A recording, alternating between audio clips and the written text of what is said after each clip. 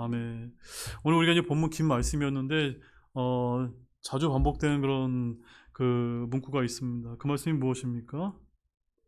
그럼에도 너희가 내게 돌아오지 아니하였느니라 주가 말하노라.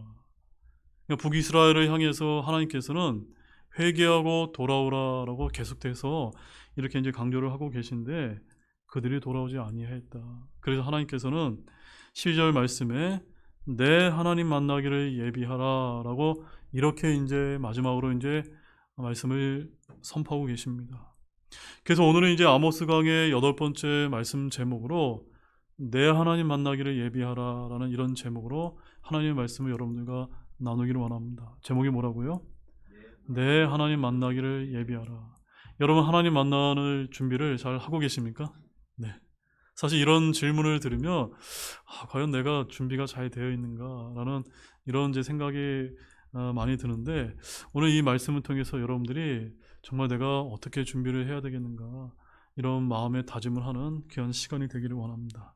자, 이 아모스 4장 전체는 대언자를 통해 선포되는 사마리아의 죄와 불법에 대한 폭로이자 책망을 이제 담고 있습니다.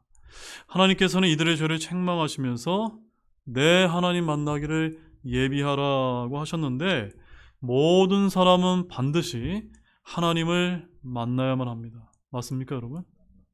하나님은 사람들의 행위가 기록된 책을 펴서 행위대로 심판하실 것입니다. 구원받은 그리스도인은 그리스도의 심판석에서, 또 구원받지 못한 사람은 크고 흰 왕자 심판에서 각각 주 하나님을 만나게 될 것입니다. 그러므로 내 하나님 만나기를 예비하라는 이 말씀은 저와 여러분에게 참으로 두려운 말씀이지 않을 수가 없는 것입니다. 당시 대언자들은 범죄하는 백성들의 죄를 책망하며 주님을 만나기를 예비하라고 이제 선포를 하고 있습니다. 예나 지금이나 모두 죄인들이 주님의 오심 전에 해야 될 첫 번째 일은 무엇일까요? 그래서 오늘 주님께서 내게 돌아오라라고 말씀하셨던 것처럼 회개를 하나님께서는 제일 먼저 우리에게 요구하고 계시다는 것입니다. 죄를 자백하고 회개하는 것이야말로 주님의 오심 이전에 모든 죄인들이 해야 될 일입니다. 그 다음에는 우리가 복음을 믿어야만 합니다. 복음을 통해 하나님의 의를 받지 않고는 주님을 만날 준비가 전혀 되어 있지 않기 때문입니다. 따라서 여러분은 지금 주 하나님을 만날 준비가 잘 되어 계십니까? 우리 그런 점을 한번 생각하면서 오늘 본문 말씀을 지금부터 보도록 하겠습니다. 본문 1절을 한번 다시 보겠습니다. 사마리아 산에 있는 바산의 암소들아, 너희는 이 말을 들으라. 너희가 가난한 자를 압제하고 궁핍한 자를 짓밟으며 그들의 주인들에게 이르기를 술을 가져와 우리가 마시게 하라 하는도다. 자, 하나님께서는 북이스라엘의 수도인 사마리아의 왕과 귀족들 주민들을 일컬어서 뭐라고 여기서 부르고 계십니까? 바산의 암소들아, 즉 사마리아 산에 있는 바산의 암소들아라고 이렇게 부르고 계십니다. 여러분 이 표현이 어떻게 들리십니까? 좋은 표현 같습니까? 또 부정적인 표현인 것 같습니까? 네, 맞습니다. 사실 이 표현은 굉장히 부정적이고 격한 표현입니다. 오늘날 같으면 어떻게 하나님의 사람이여 불리는 대언자가 이와 같은 표현을 쓸 수 있는가라고 사람들이 비난할지 모릅니다. 아무튼 아모스는 청중들을 향해 바산의 암소들아라고 했는데 바산이라고 하는 이 지역은 갈릴리 동북부 길르앗에 위치한 아주 비옥한 땅을 이제 가리키고 있습니다. 바산이란 지명의 뜻이 비옥한이라는 뜻을 가지고 있기 때문에 바산의 암소들이라는 말을 우리식으로 이제 표현하게 되면 어떤 말이 될까요? 이 배부른 돼지들아라고 하는 이런 이제 뜻을 갖는 것과 같습니다. 당시 북이스라엘 백성들이 이 말을 들었을 때 기분이 어땠을까요? 굉장히 아주 불쾌하지 않았겠습니까? 사실 이런 표현은 우리 예수님께서 종종 쓰셨던 그런 표현이자 화법임을 우리가 잘 기억할 필요가 있습니다.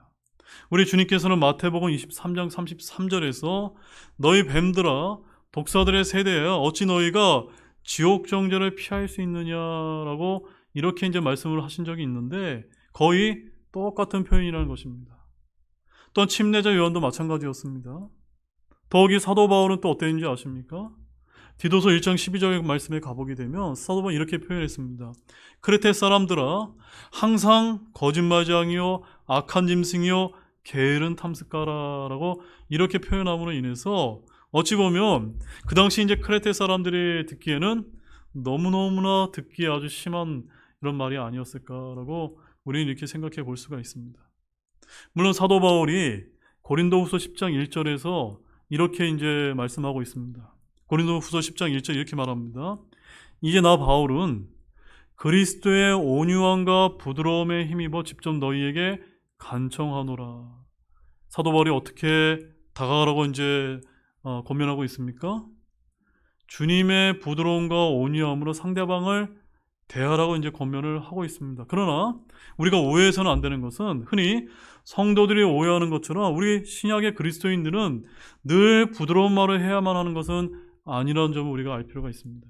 무슨 말씀이냐면 절대로 상대방이 들었을 때 기분 나쁜 표현을 해서는 안 되고 부드러운 말과 멋진 말을 해야 하는 것처럼 생각하는 그런 경향이 있다는 점입니다.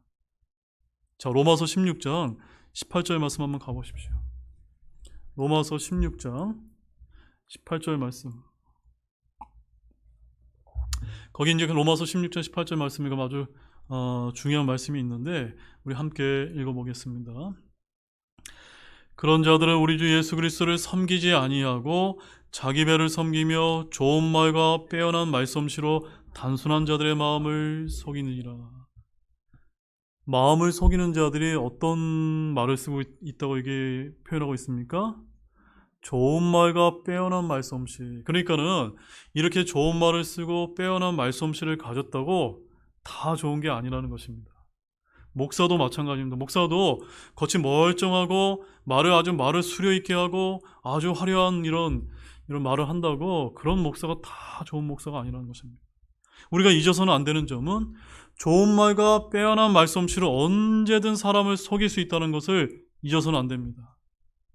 투박하고 거칠며 직선적인 말은 결코 사람을 속일 수 없습니다. 오히려 사람의 감정을 상하게 합니다. 그러나 성경에 나와 있는 이런 화법은 어떤지 아십니까? 직선적이고 거칠고 투박하다는 것을 우리가 알 필요가 있습니다. 무슨 말씀이냐면 죄와 불법에 대한 책망은 이렇게 돌려서 말하는 경우가 없다는 점입니다. 물론 우리 그리스도인들이 까닭 없이 사람들을 향해서 욕하거나 험담을 해서는 안 되지만 거친 말투와 감정적인 흥분과 성숙되지 못한 인격, 모난 성질은 우리가 구분할 필요가 있다는 점입니다. 죄에 대한 책망은 분명해야 되는 것입니다. 자, 마태복음 5장 22절 말씀 한번 가보시죠. 마태복음 5장 22절 말씀에 가보게 되면 우리 예수님께서 하신 말씀이 이제 기록이 되어 있습니다. 자, 어떻게 기록되어 있습니까? 마태복음 5장 22절 같이 보겠습니다. 나는 너희에게 이르노니 누구든지 까닭 없이 자기 형제에게 화를 내는 자는 심판의 위험에 처하게 되고. 자, 이 말씀에서 가장 중요한 부분이 어디입니까? 까닭 없이 하는 겁니다. 까닭 없이. 개역 성경에는 이 중요한 단어인 까닭 없이가 삭제되어 있습니다. 그래서 주님께서도 화를 내신 적이 있었는데 만약에 주님께서 까닭 없이 화를 내셨다면 주님도 죄를 짓는 셈이 되는 것입니다. 그러나 우리 주님께서는 어떤 분이셨습니까? 까닭 없이 화를 내신 적이 단 한 번도 없을 정도로 죄를 결코 지을 수 없는 하나님이심을 여러분 믿으시기 바랍니다. 즉 주님은 불법과 죄에 대해서 이렇게 돌려 말하지 아니하시고 분명하게 직설적으로 책망하시는 그런 분이시라는 것입니다.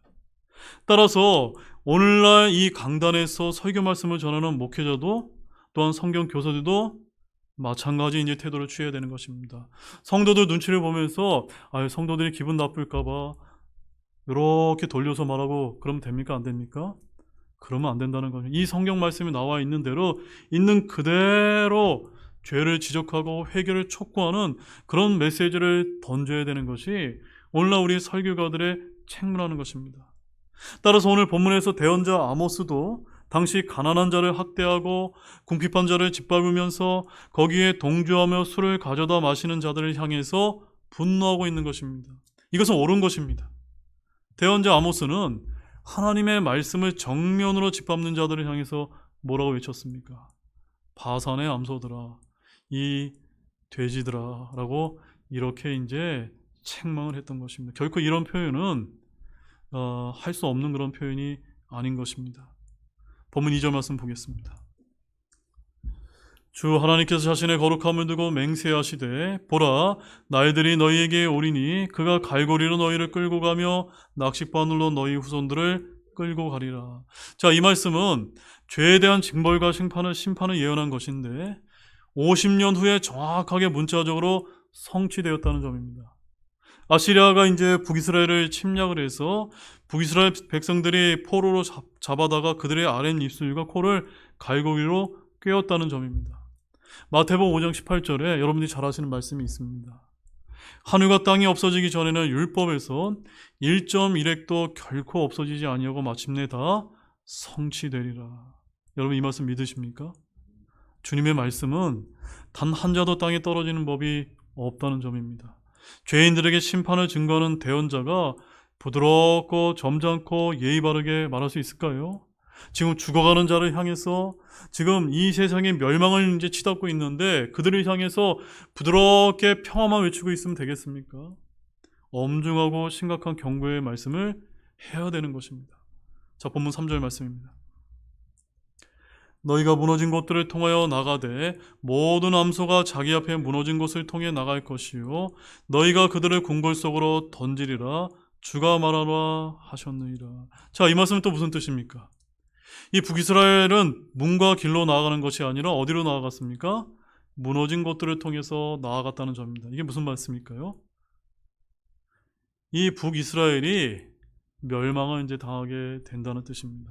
이는 도망을 가라는 것을 뜻하는데 아시리아의 침략과 약탈로 인해서 무너진 곳을 통해서 겨우겨우 빠져나가는 것을 표현하고 있는 것입니다. 근데 여기서도 모든 암소라고 하는 이런 표현이 나옵니다.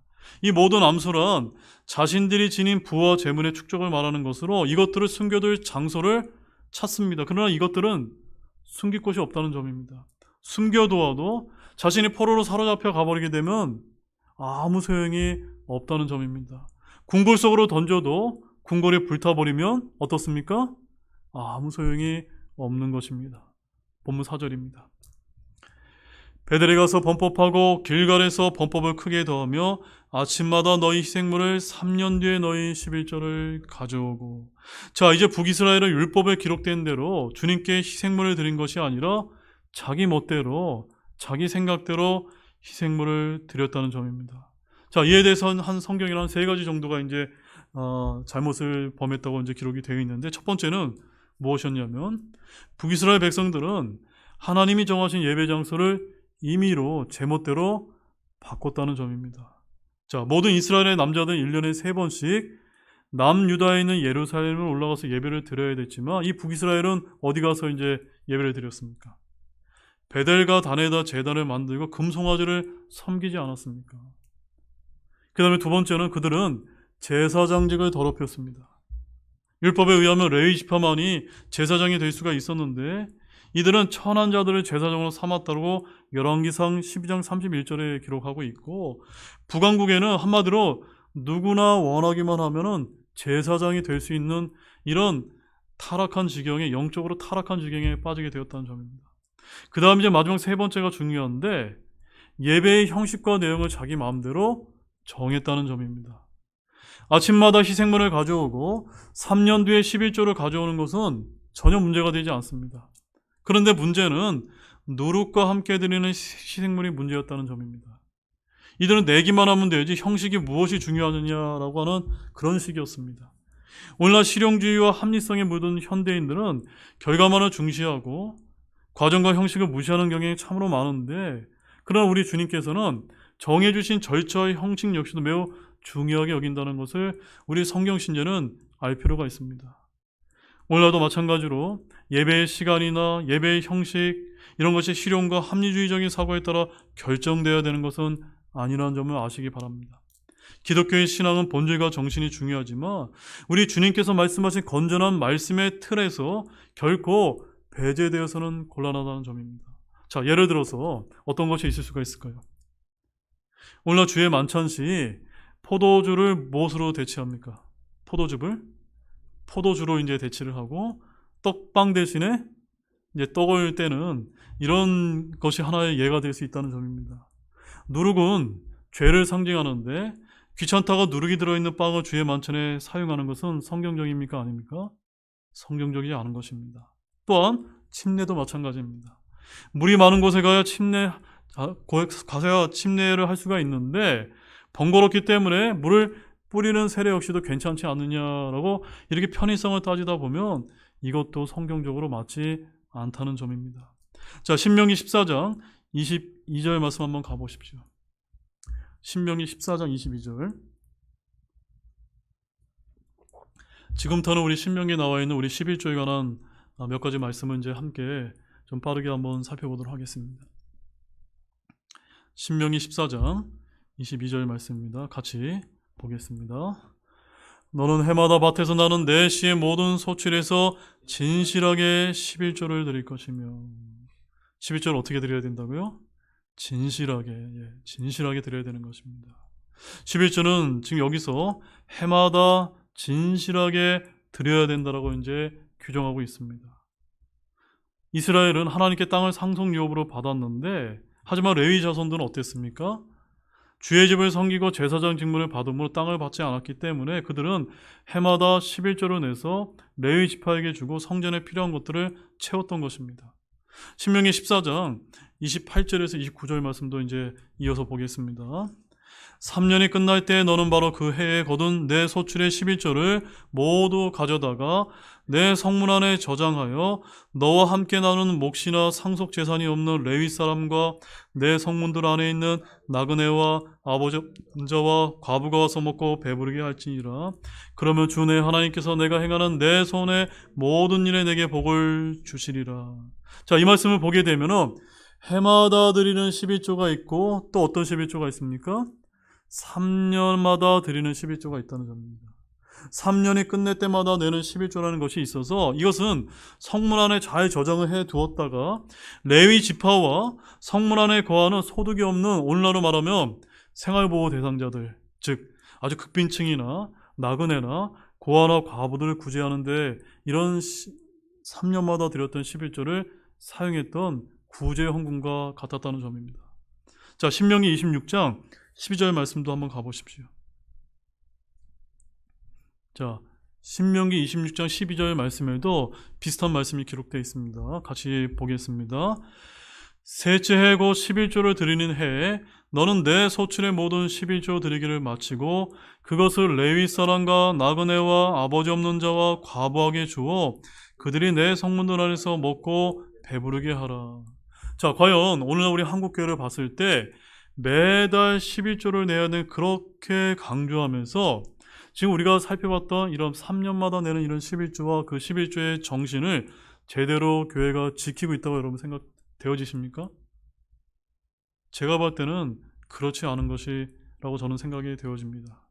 이런 말씀들을 제대로 분별하지 못하는 어떤 분들은 오늘 본문 아모스 4장 4절 말씀에 분명히 3년이라고 기록이 되어 있는데 이것이 3년 하게 되면 어떻습니까? 3년마다 내면 어떻게 됩니까? 교회가 운영이 안 되지 않습니까? 그래서 개역 개정판 성경이나 현대 역본의 모든 현대 역본에는 며칠로 고쳤습니까? 3일로 고치지 않았습니까? 3년 뒤에 내야 될 11조를 3일마다 내야 될 11조로 바꾸는 것이 과연 성경적입니까? 개역 개정판에는 3일마다 너희 11조를 드리며 라고 이렇게 바뀌어 있다는 점입니다. 자, 우리가 보는 흠정에게는 어떻게 기록되어 있습니까? 3년 뒤에 너희 11조를 가져오고 하나님의 말씀을 함부로 바꿔서는 안 되는 것입니다. 자, 본문 5절 말씀 보겠습니다. 감사의 희생물을 누룩과 함께 드리며 포고하고 공포하여 자원하는 헌물을 드리게 하라. 오 너희 이스라엘 자손들아 너희가 이것을 좋아하느니라 주 하나님이 말하노라. 자, 본래 모든 헌물과 희생물에는 누룩이 없어야만 됩니다. 맞죠 여러분? 그런데 이 말씀을 보게 되면은 단 자기의 화평 헌물의 감사와 희생물에는 누룩 있는 빵을 자기 헌물로 자원하여 드렸다라고 이제 기록을 하고 있습니다. 사마리아 사람들은 이것을 매우 좋아했는데 하나님께서는 이스라엘이 좋아하는 것을 너무나 잘 알고 계셨던 것입니다. 그들은 말씀대로 하는 것보다 자기 마음대로 하는 것을 좋아했고 죄를 짓는 것을 좋아했던 것입니다. 이 점에 있어서 남왕국 유다도 또 예루살렘도 마찬가지였다라고 이제 기록을 하고 있는데, 자, 예레미야서 5장 30절에서 31절 말씀 한번 가보시기 바랍니다. 예레미야서 5장 30절에서 31절 말씀을 이제 가보게 되면, 자, 대언자 예레미야가 이제 남왕국 이제 유다 백성들을 향해서 했던 말씀입니다. 같이 보겠습니다. 그 땅에서 놀랍고도 무서운 일이 저질러졌도다. 대언자들은 거짓으로 대언하고 제사장들은 자기 방법으로 다스리며 내 백성은 그렇게 하는 것을 사랑하니 그것의 마지막에는 너희가 무엇을 하려느냐 하라. 저는 이런 북왕국, 남왕국, 이런 이스라엘과 유다의 이런 모습과 이런 대언자들의 이런 모습들이 오늘날 한국교회의 모습과 상당히 일치되는 부분이 있다고 저는 그렇게 생각이 되어집니다. 오늘날 목회자들이 자기 방법대로 교회를 다스리고 하나님의 말씀을 전하면 안 된다는 것입니다. 주님이 이 도시를 향해 취한 조치가 있었는데 주님은 멸망에 앞서서 징계를 보내셨습니다. 그들에게 회개의 기회를 주셨는데, 자, 말씀을 한번 주목해 보십시오. 계속해서 반복되는 말씀이 이제 등장을 하게 됩니다. 자, 본문 6절 말씀 보십시오. 내가 또한 너희의 모든 도시에서 너희 일을 깨끗하게 하였고 너희의 모든 처소에서 빵이 부족하게 하였으나 그럼에도 너희가 내게 돌아오지 아니하였느니라 주가 말하노라. 자, 여러분, 너희 일을 깨끗하게 하였고, 지금 이렇게 음식을 먹고 이를 닦은 거 이거 얘기하는 거 아닙니다. 너희 일을 깨끗하게 하였고 라는 말씀은 어떤 이제 하나님의 징계를 뜻할까요? 네, 기근을 이제 뜻하는 것입니다. 먹을 것이 없어서 이와 이 사이에 무엇이 끼지 않는 겁니까?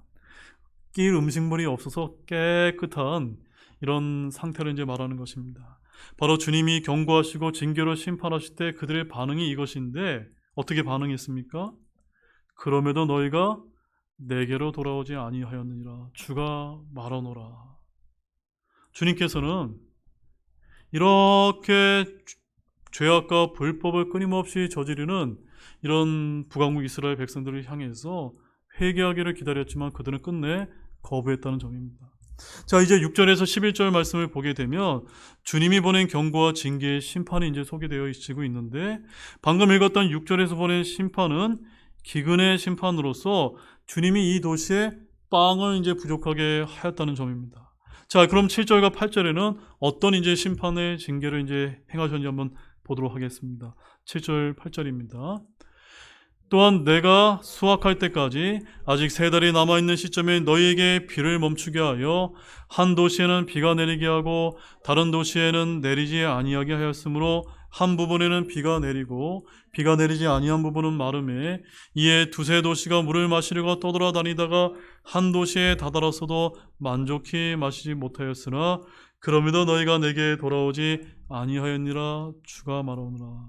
자, 7절과 8절에는 어떤 이제 징계를 소개하고 있습니까? 네, 바로 가뭄의 이제 징계를 말하고 있습니다. 우리 지금 대한민국도 하도 비가 안 와서 지금 메말라가고 있어서 엊그저께 이제 비가 왔을 때 얼마나 반갑지 않았습니까? 당시 농경국가에서 가뭄은 결코 작은 문제가 아니었던 것입니다. 비가 없고 땅에 작물이 타들어갈 때 짐승들 역시도 똑같이 이제 고통을 받습니다. 사람들의 마음도 함께 타들어가는데 율법에 이르기를 주의 진노가 백성들을 향해 타오르면 그분께서 하늘을 닫아 비를 내리지 아니하고 땅이 열매를 내지 않게 하시겠다고 신명기 11장 17절에서 말씀을 하고 있습니다. 그러나 이런 사실을 자연현상, 기후변화로 생각을 하고 전혀 회개하지 않는 것은 옛날이나 지금이나 어떻습니까? 똑같다는 점입니다. 자, 본문 9절 말씀 보겠습니다. 내가 마른 뼈과 곰팡이로 너희를 치고 너희 동산과 포도원과 무화과나무와 올리브나무가 불어날 때 털벌레가 그것들을 삼키게 하였으나 그럼에도 너희가 내게 돌아오지 아니하였느니라 주가 말하노라. 자, 9절 말씀은 어떤 징계일까요? 바로 마른 뼈, 곰팡이, 털벌레 징계입니다. 이 말만 들어도 어떻습니까? 징그럽지 않습니까? 농작물이 자라나 열매가 보이는데 병충해로 그것을 거두지 못하게 하시는 것입니다. 농부에게 가장 안타까운 순간인데 조금 남아있는 열매마저 벌레들이 먹어 치워버리는 것입니다. 자, 본문 10절 말씀 보십시오. 내가 이집트에 행한 방식대로 너희 가운데 역병을 보내며 칼로 너희의 젊은이들을 죽이고 너희의 말들을 빼앗아가며 너희 진영의 고약한 냄새가 너희 콧구멍까지 올라오게 하였으나 그럼에도 너희가 내게 돌아오지 아니하였니라 주가 말하노라. 자, 이제 어떤 징계가 나옵니까? 역병과 전쟁이라고 하는 이런 네 번째, 다섯 번째 이제 하나님의 징계가 이제 소개되고 있습니다. 어찌 보면 지금 우리가 살고 있는 지금 이 시기에 우리가 코로나라고 하는 이런 엄청난 역병을 우리가 거치고 있고, 그 다음에 이제 러시아와 우크라이나 이런 큰 전쟁을 통해서 지금 경제가 어렵고 또 기근의 사태나 이런 여러 가지 이런 것들을 봤을 때 오늘 여기서 등장하고 있는 다섯 가지 하나님의 주의 심판이 모두 지금 이 시대에도 동일하게 나타나고 있는 것은 아닌가라는 것을 저는 이 말씀을 읽으면서 생각하지 않을 수가 없었다는 점입니다. 역병과 전쟁은 사람들이 가장 싫어하고 무서워하는 것 중에 하나인데, 주님께서는 이집트에서 행한 방식대로 사마리아 가운데 역병을 보내시고 칼, 즉 군대를 보내셨다는 점입니다. 전쟁과 더불어 전염병이 돌아 진영의 냄새가 코를 찌릅니다. 그럼에도 이스라엘은 어떻게 했습니까? 주께로 돌아오지 않았다는 점입니다. 이제 정리하자면 우리 주님께서는 범죄한 이스라엘에게 보낸 재앙이 총 5가지가 있었습니다. 기근, 가뭄, 벌레들, 역병, 그리고 칼이었는데 앞에 셋은 먹는 것에 관한 징계였고 뒤에 둘은 직접 우리 몸을 괴롭게 하고 죽이는 징계와 관련되었다는 점입니다. 자, 본문 11절 말씀입니다. 하나님이 소돔과 고모라를 엎어 멸한 것 같이 내가 너희 가운데 얼마나 거꾸로 들였으므로 너희가 불타는 데서 빼는 나무 조각같이 되었으나 그럼에도 너희가 내게 돌아오지 아니하였니라 주가 말하노라. 자, 하나님께서는 이 사마리아를 소돔과 고모라를 무너뜨린 것 같이 얼마를 무너뜨리셨다라고 이제 표현하고 계십니다. 그들은 불타는 데서 빼는 나무 조각같이 되었습니다. 하지만 그들은 주님께 되돌아오기를 거절했다는 점입니다. 기근과 가뭄과 벌레들, 군대, 전쟁과 도시의 파괴는 모두 주님께서 그들을 돌이키게 하기 위해서 내리신 징계의 손길이었음에도 불구하고 그들은 어떻게 했다고요? 결코 주님께 회개하며 돌아오지 않았다는 점입니다. 사랑하는 여러분, 우리 신약의 말씀에 가보게 되면 우리가 그렇게 안타깝게 생각하는 우리 탕자 아시죠? 그 탕자가 매우 안타까운 그런 행동을 했지만 그의 위대한 점이 무엇입니까? 예, 아버지께로 돌아가지 않았습니까? 어느 시대나 영적 각성과 대부흥은 회개의 물결로부터 시작되었다는 점을 아시기 바랍니다. 우리가 코로나의 이런 엄청난 역병의 재앙과 전쟁의 공포와 또 기근과 가뭄의 이런 공포를 겪는다면 그때는 주님 앞에 엎드려서 회개해야 될 그런 시점이라는 것을 우리가 알아야만 되는 것입니다.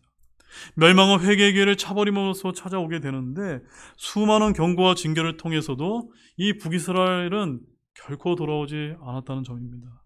이제 하나님께서는 이렇게 이제 말씀을 하십니다. 하나님께서는 회개하지 않는 이들에게 이제 무엇을 이제 요구하실까요? 무엇을 요구하실까요? 자, 본문 12절 말씀을 보십시오. 같이 보겠습니다. 그러므로 오 이스라엘아 내가 내게 이같이 행하리라. 오 이스라엘아 내가 이것을 내게 행하리니 내 하나님 만나기를 예비하라. 회개하지 않고 돌아오지 않는 이들을 향해서 하나님께서 마지막으로 행하실 일이 무엇입니까? 내 하나님 만나기를 예비하라.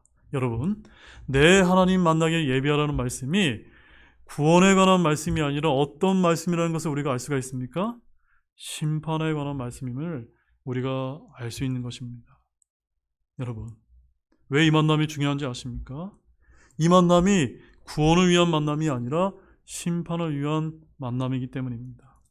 하나님과의 만남은 내가 원하는 때에 원하는 장소에서 하는 것이 아니라 주님이 원하신 때에 원하는 장소에서 이루어집니다. 주님께서 부르시면 우리는 전혀 준비되어 있지 않더라도 주님을 만나야만 됩니다. 연기할 수도 없고 취소할 수도 없습니다. 우리는 언제라도 주님을 만날 수 있습니다. 수십 년 후에 아니면 지금 당장 주님을 만날지도 모릅니다. 구원받지 못한 사람은 크고 흰 왕자 심판석에서 주님을 만나게 되고, 구원받은 사람들은 그리스도의 심판석에서 우리 주님을 만나야만 됩니다. 하나님과의 만남을 위해 우리는 무엇을 해야 됩니까? 예비해야 되는 것입니다. 어떻게 예비해야 됩니까? 바로 모든 사람에게 있는 마지막 시험은 하나님과의 만남, 즉 심판을 예비해야 된다는 말씀입니다. 영혼을 위해서 여러분이 예비할 수 있는 것이 무엇이 있을 수 있을까요? 이 세상에는 사소한 것까지 우리가 다 준비하지 않습니까? 이것도 필요해, 저것도 필요해, 열심히 준비하는데 영적으로 정말 영혼의 문제를 우리가 살아가는 문제를 두고서는 아무것도 준비하지 않고 살아가는 사람이 얼마나 많은지 모릅니다. 하늘에 갈 준비가 되어 있지 않은 사람들이 얼마나 많습니까? 혹시 여러분은 준비가 잘 되어 계십니까? 이 만남을 회피할 수가 있습니까? 이 만남을 회피할 수 있는 사람은 단 한 사람도 없습니다. 따라서 너는 내 하나님 만나게 예비하라는 이 말씀은 만남의 즉각성과 위급성 때문에 이렇게 말씀을 하고 계신 것입니다. 아무런 준비 없이 영혼으로 들어간다는 이런 어리석은 분들이 되지 않기를 진실로 소망합니다. 자, 이제 마지막 13절 말씀을 보겠습니다. 보라, 그는 산들을 짓고 바람을 창조하며 자신의 생각이 무엇인지 사람에게 밝히 알리고 아침을 어둡게 하여 땅의 높은 곳들을 밤나니 주 군대들의 하나님의 그의 이름이니라. 범죄와 불법을 행하는 이런 사람들을 향한 하나님의 생각은 심판이라는 것을 아시기 바랍니다. 주님은 자신의 뜻과 계획을 알리셨는데 자신의 은밀한 일을 무엇을 통해 알려주셨습니까? 이 성경 말씀을 통해서 우리에게 친절하게 알려주셨다는 점입니다. 대언자들은 그분의 말씀과 계획과 목적을 선포했는데 13절 말씀에 보게 되면은 자신의 생각이 무엇인지 누구에게 밝히 알리셨다고요? 사람들에게 알리셨다는 점입니다. 여러분, 하나님께서 여러분에게 밝히 알리셨다는 것을 믿으십니까? 네, 우리 이것을 받아들여야만 됩니다. 이 성경은 하나님의 생각과 뜻과 계획과 목적을 사람들에게 밝히 알려준 하나님의 말씀이 기록된 책이라는 것입니다. 그래서 우리는 이제 무엇을 해야 됩니까? 하나님의 뜻과 계획을 다 알았기 때문에 심판을 향한 하나님과의 만남을 예비해야 되는 것입니다. 이건 너무나 중요한 것입니다. 근데 주님께서 뭐라고 말씀하셨습니까? 산들을 짓고 바람을 창조하신 분께서 13절에서 이렇게 말씀하셨습니다. 아침을 어둡게 하며 땅의 높은 곳을 밤나니. 이런 사람이 있을 수 있습니까? 오직 하나님밖에 없습니다. 이것은 바로 주님의 지상재림에 대한 말씀인데, 우리가 주님을 만날 것을 생각한다면 어떻게 살아야 될지 답이 저절로 나오지 않습니까? 이제 결론을 맺겠습니다. 사랑하는 여러분, 오늘 말씀을 통해서 여러분 무엇을 느끼셨습니까? 과연 여러분은 주 하나님을 만날 준비가 잘 되어 계십니까? 아멘이십니까? 더 늦기 전에 우리 모두가 주님을 만나길 잘 예비하는 모든 분들이 되시기를 우리 예수 그리스도의 이름으로 축원드립니다. 기도가 마치겠습니다. 하나님 아버지, 참 감사를 드립니다. 내 하나님 만나기를 예비하라고 하는 이런